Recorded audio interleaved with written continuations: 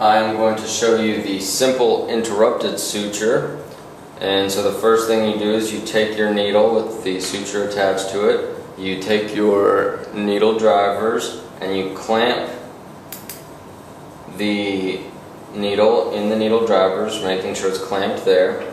Then you take your tweezers in your other hand and you grab the material here and you kind of rotate that material up. Now, to pass the needle through, you do a rotating motion with your hand, so you kind of twist your hand out like that. So I just pass it through one side of the material, and then I pass it through the other side of the material, rotating my hand. Again, I'll show that. I pass it through the one side of the material, then I pass it through the other, rotating my hand. Then I unclamp it, then I can grab the needle here and pull it most of the way through, but I leave a little bit of suture at the end there. The next step is I place my needle driver right in the middle there. I take the long end and I wrap it around the needle driver one time, and then I wrap it around again so that I've wrapped it around there twice.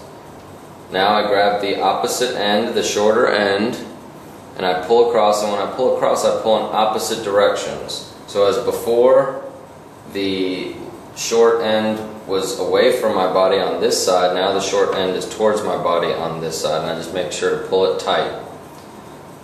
Then I lay down my needle driver again right in the middle. I pass over and loop around the suture one time, not two times this time, but just once. Then I grab the other end and I pull it through again, and now again I shift, so now I'm pulling it in opposite direction to lay that knot down.